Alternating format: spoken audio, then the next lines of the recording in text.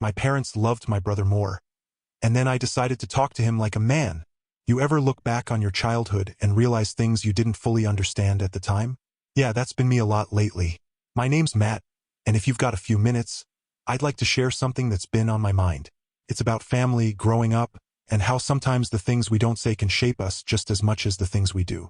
I grew up in a small town in Indiana, one of those places where everyone knows your name, and you can't go to the grocery store without running into at least 3 people you know. My parents, Jim and Linda, were the hardworking type. Dad ran a small hardware store downtown, and Mom worked part-time at the library. I had a younger brother, Ryan, who was 3 years younger than me. On the surface, we were just your average middle-class family. Nothing fancy, but we had what we needed. But here's the thing. Growing up, I always felt like there was this imbalance between me and Ryan. Don't get me wrong, my parents weren't bad people. They loved us both, no doubt about it. But the way they showed that love, well, let's just say it wasn't exactly equal. Ryan was the baby of the family, and man, did he play that role well. He was the golden boy, the one who could do no wrong. He was always the star of the show, whether it was his school plays, his soccer games, or just dinner table conversations. And me? I felt like I was always in the background. Not invisible exactly, but definitely not in the spotlight. I remember one Christmas when I was about 10 and Ryan was 7. I'd been asking for a new bike for months. I'd outgrown my old one, and I had my heart set on this shiny red Schwinn I'd seen at Dad's friend's shop. Christmas morning rolls around, and there it is under the tree. I was over the moon, until I saw Ryan's gift. He got this elaborate electric train set with all the bells and whistles. I mean, it took up half the living room. And the way my parents fawned over him as he set it up, it was like my bike didn't even exist. It wasn't just about the gifts, though. It was little things like how Mom always seemed to have more patience with Ryan. If he forgot to do his homework, she'd sit down with him and help him finish it. But if I forgot, I'd get a lecture about responsibility. Or how Dad would spend hours in the backyard playing catch with Ryan. But when I asked if we could do something, he'd say he was too tired from work.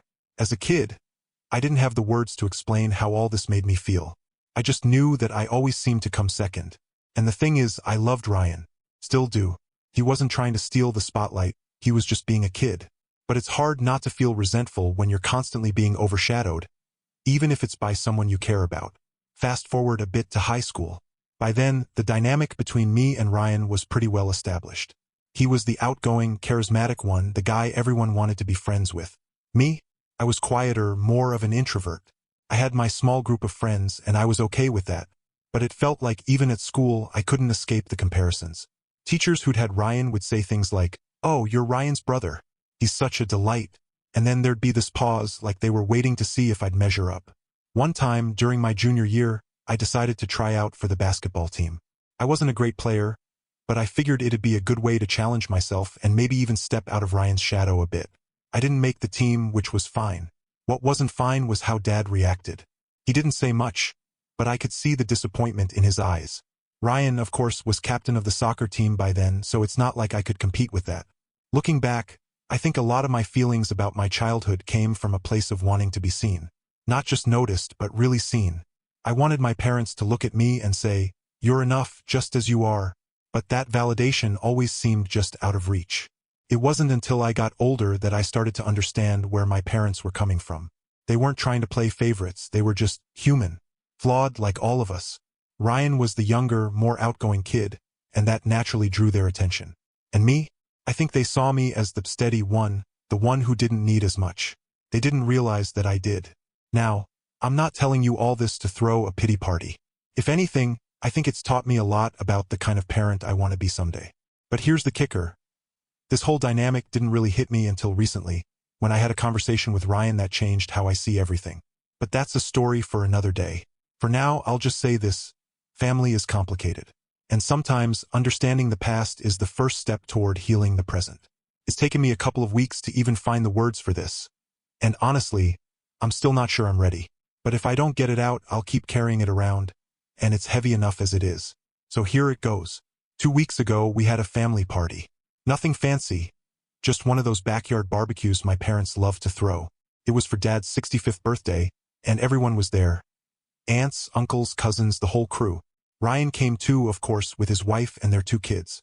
I brought my girlfriend, Emily, which was a big step for me. We've been dating for a while, but this was her first time meeting the extended family. I was nervous, but I figured it'd be fine. What's the worst that could happen at a birthday party, right? The day started off great. The weather was perfect, the grill was going, and the smell of burgers and hot dogs filled the air.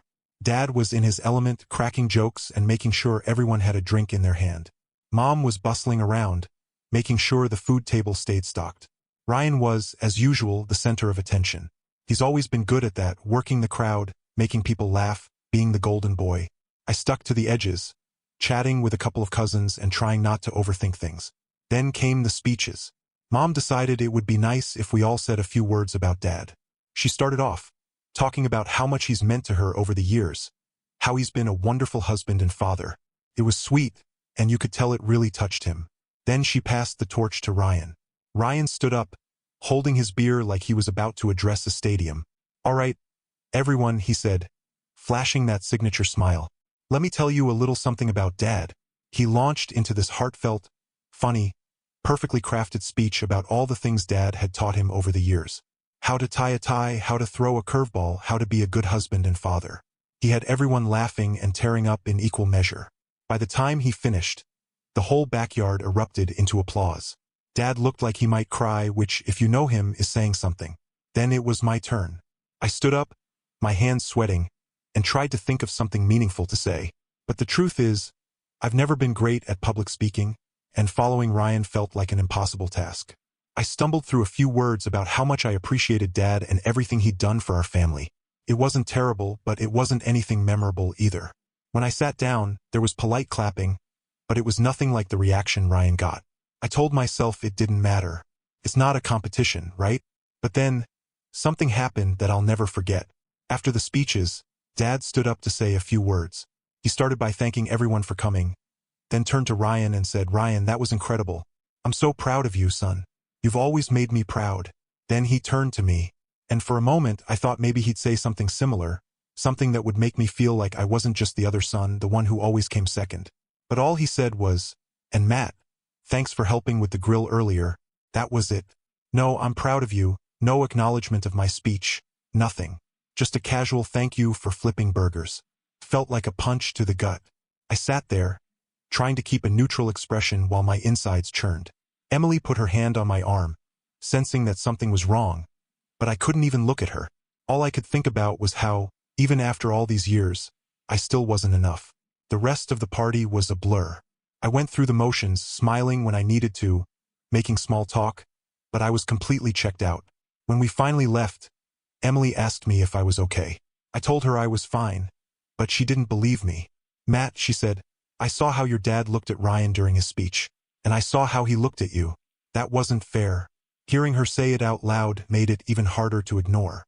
I spent the next few days replaying the party in my head, dissecting every moment, every word, every look.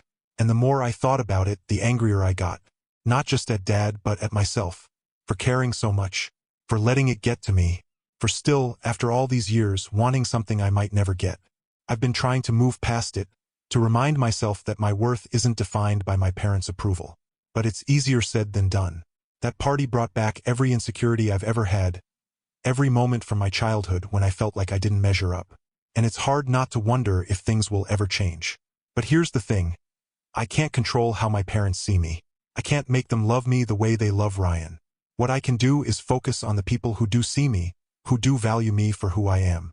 People like Emily, who's been nothing but supportive through all of this. And maybe that's enough. So yeah, that's where I'm at.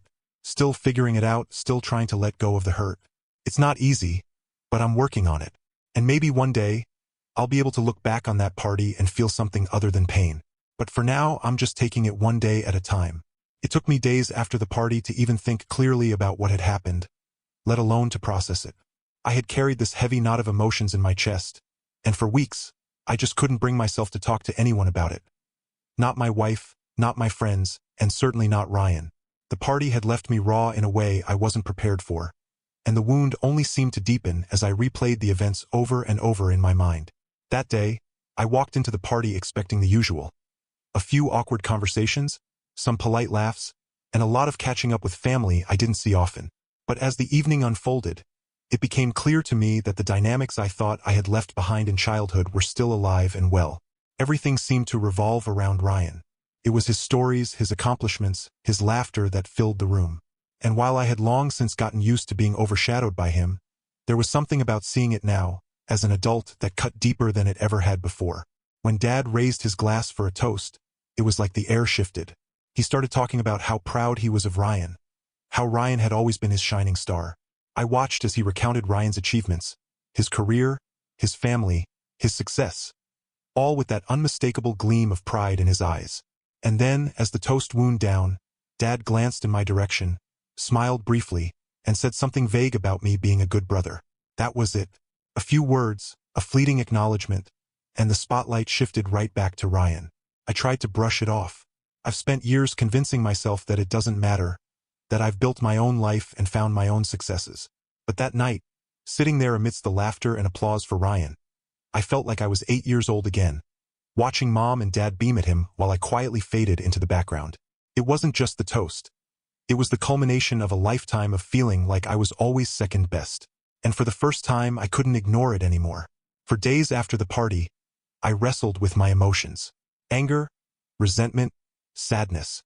They all swirled together in a chaotic mess that I couldn't untangle. I kept asking myself why it still mattered so much, why I couldn't just let it go. After all, Ryan isn't to blame for the way our parents treat us. He didn't ask to be the favorite. And yet, I couldn't shake the feeling that he had taken something from me, something I could never get back. Finally, I decided I couldn't carry it alone anymore. I needed to confront it, not just with myself but with Ryan. So I called him and asked if we could talk. When we met, it wasn't easy to get the words out. How do you explain a lifetime of feeling less than? How do you articulate the pain of always being compared and found wanting? But I laid it all out for him. Every hurt, every slight, every moment I felt invisible. What surprised me most was Ryan's reaction. He listened, really listened, and when I was done, he didn't get defensive or dismissive. Instead, he told me something I never expected to hear. He talked about the pressure he'd felt growing up, the weight of always being expected to succeed, to live up to the pedestal our parents had placed him on. He described moments of doubt, fear, and exhaustion that I had never seen, hidden behind the confident exterior he always projected. Hearing his side of the story was like peeling back a layer of reality I'd never noticed before. For so long, I had only seen him as the golden child, the one who had everything handed to him. But now I realized he had his own struggles, his own burdens. It didn't erase my pain, but it put it in a new perspective. I saw him not as the favored son, but as my brother, a person with his own fears and flaws. In that moment, something shifted. The resentment I'd carried for so long began to loosen its grip. I reached out and hugged him, not out of obligation, but because I genuinely felt connected to him in a way I hadn't before. For the first time, I saw him not as my rival, but as someone who had been navigating his own challenges, just like me. That conversation didn't fix everything. It didn't magically erase the years of hurt or make our parents' favoritism disappear. But it did something just as important. It reminded me that there are always two sides to every story. What we see on the surface is rarely the whole picture. Sometimes, the people we envy are carrying burdens we can't even imagine, and the relationships we think are broken can be repaired with understanding and empathy. Looking back, I've realized that life isn't about winning our parents' approval or living up to anyone else's expectations. It's about finding our own path, our own sense of worth, and recognizing that love and understanding can bridge even the deepest divides. Ryan and I still have work to do, but for the first time in a long time, I feel like we're moving forward together. And that, more than anything, is what matters.